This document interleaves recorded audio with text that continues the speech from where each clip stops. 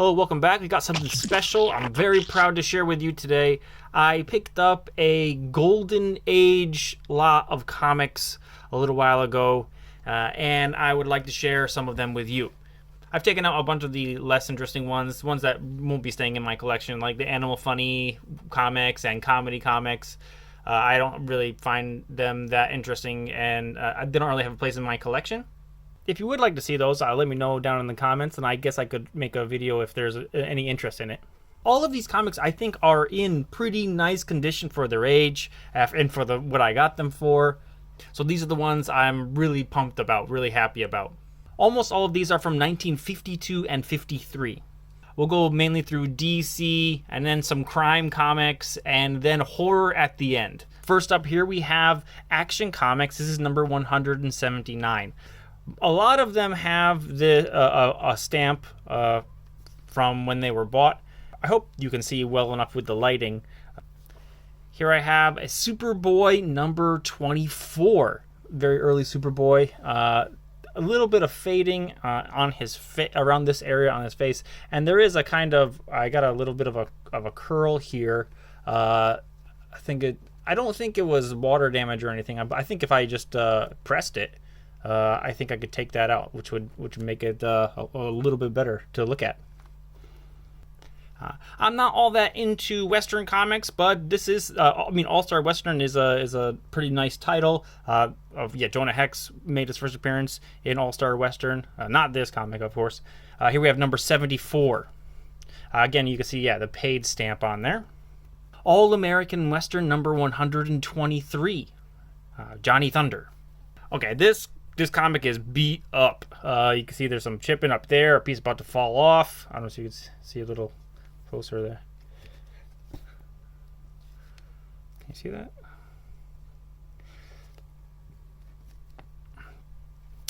You can see there's a big missing piece right here. It's actually detached from the staples. It came in two pieces, so I just wrapped in the cover.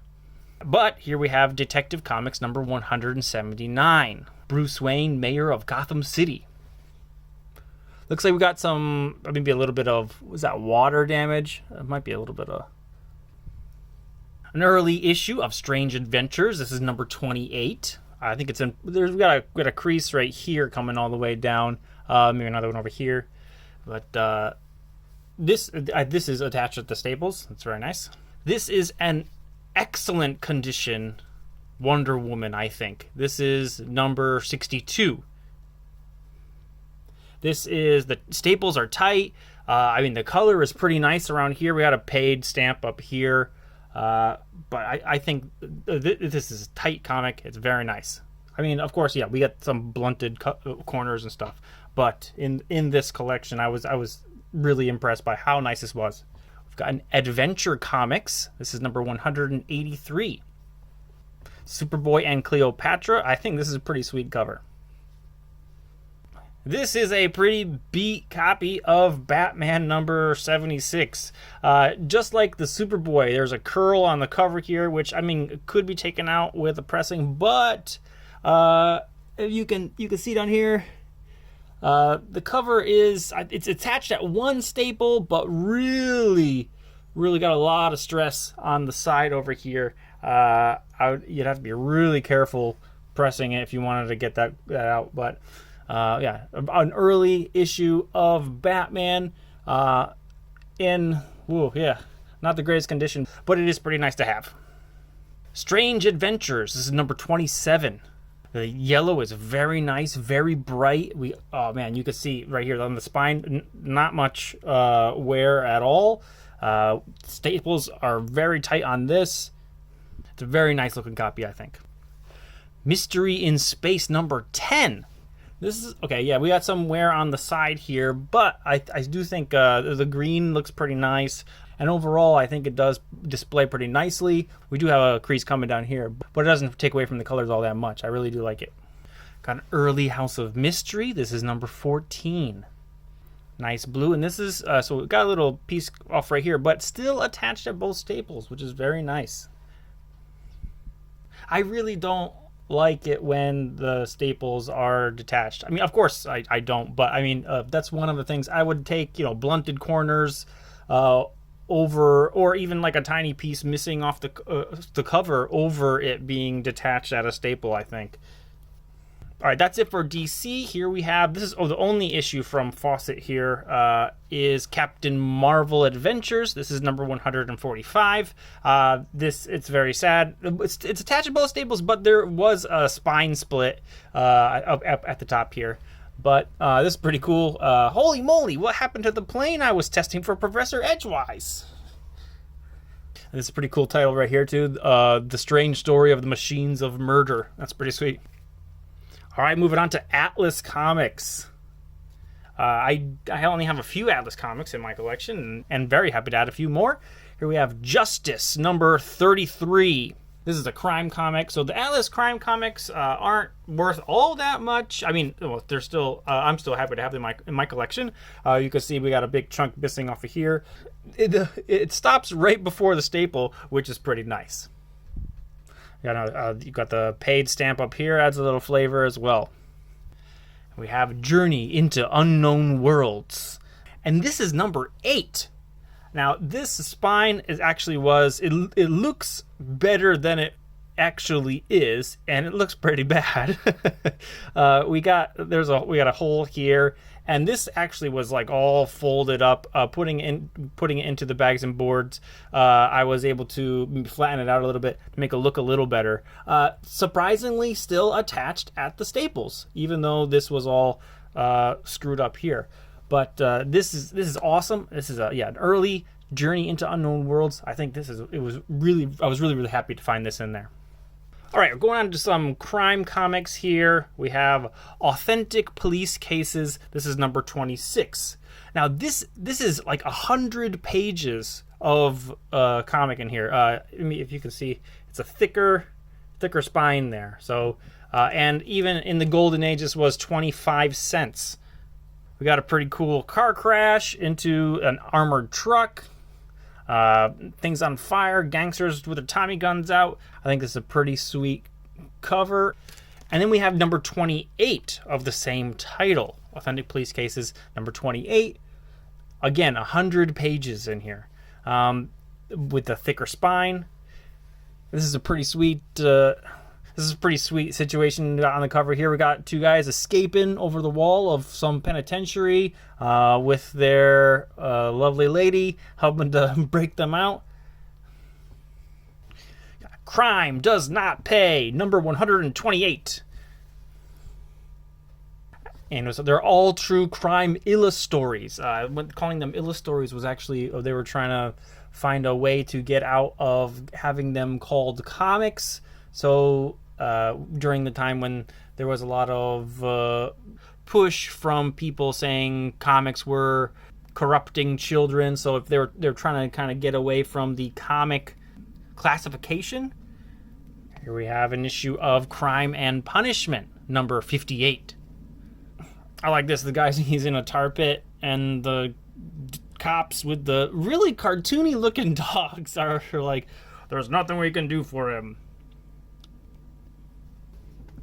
Here we have Danger, number 3. Now this was just like a short-lived series. The artist Morrissey on the cover here, he's known for being a comic artist and also being a police officer as well. I think this is a pretty sweet cover. We got a plane crash, a car crash, and a fire at an atomic plant. That's a lot of bad stuff. It's a lot of disaster for one cover. Here we got The Perfect Crime, number 32. I like this cover. It's a guy who got himself too deep into some situation. He's hanging on for dear life on the window ledge while he's about to get his fingers smashed by the butt of a gun again. Oh, yeah, the year is right on the cover there, March 1953. All right, now we get into my favorite parts of this whole thing. So this is the most exciting thing to find in this collection that I got. See, I didn't know everything that was going to be in the collection. I had an idea of some, but a lot of these were surprises to me. Here we have Crime Mysteries. This is number 4. I think this is a pretty rare comic. I know in here there's one page that has art by Frank Frazetta, and this is an awesome, like, blood, like, what, she's getting her blood drained, a little bit of bondage here. Yeah, she's, like, not tied up, she's, like, strapped to some kind of metal contraption here. We got a skull on the cover, a mad scientist. There's so much cool stuff going on in this cover right here. I was ecstatic to see this comic. There is a split. It goes all the way through the comic. It's a tear that goes all the way through the comic right here. So it's like it's about like a centimeter long or something like that. But even with that, I think it still looks very nice. There is a bunch of a lot of spine wear, but it's tightly attached at both staples. We do have another tear in the cover over here, but this is definitely the best part of the whole collection that I got. Here we got some kind of cool stuff. This is Forbidden Worlds number 9. We have a cowboy and Native American ghost fighting. We see both of their skeletons down at the bottom there. I think that's a pretty cool haunted cover. This is from American Comics Group, and so is this one, Adventures into the Unknown number 48. Got some plant monster strangling a dude. The plant, it's a vampire. Okay, a plant vampire. Wouldn't that mean it would suck off other plants, though? I was extremely happy to find this. This magazine is Haunted number 11. We have a subscription crease going down the center, but that's no big deal. We do have a little paid stamp on the side over there. And we have an appearance of Dr. Death right on the cover there. Another issue of This Magazine is Haunted. This is number 12. This had some pretty bad spine roll. I don't know if you can see down here where that page is. That's actually how bad the spine roll is. So the front half comes out to here. The back half goes out to there. You can see how much spine is showing on the front here. We got a little bit of damage up here. But we do got some kind of melting monster on the front, which is very, very cool. I've been lurking on different auction sites and comic sale sites, looking at these, and a lot of times they were just out of my price range, what I really wanted to pay for them. So to find 2 of these in this collection was awesome. Another Golden Age horror gem for me. Yeah, this is Chamber of Chills number 17. The cover isn't all that horrific on this. We see a guy, he's over somebody's grave, perhaps his own, I don't know, with lightning in the background, which sets a very creepy mood. And lastly, this is Tales from the Crypt, number 21. This is actually the second issue of Tales from the Crypt. We do have a little bit missing off of a corner and 2 small tears in the cover. It is pretty wrinkled up here, but this is attached to both staples. I'm very happy about that. And this story is a pretty famous one. Yeah, Cooper dies in electric chair. Convicted killer swears revenge on Judge Hawley as switch is thrown. Comes back to get the judge. We see Feldstein's signature here. I'll probably do a more in-depth reading of this like I did my other EC comics. Look forward to that. And there you have it. These are the gems I was able to take out from the Golden Age collection that I got. Well, I don't know if it was a full collection. It was all the comics were from 1952 and 1953. So unless some guy only collected for 2 years. I hope you enjoyed it. Look forward to something a little bit more in-depth on some of these titles coming in the future. If you enjoyed this, make sure you hit the like button, subscribe if you haven't already. Until next time, I hope you're all staying safe, washing your hands. I'm the Erroneous Kaiser. I'll see you next time.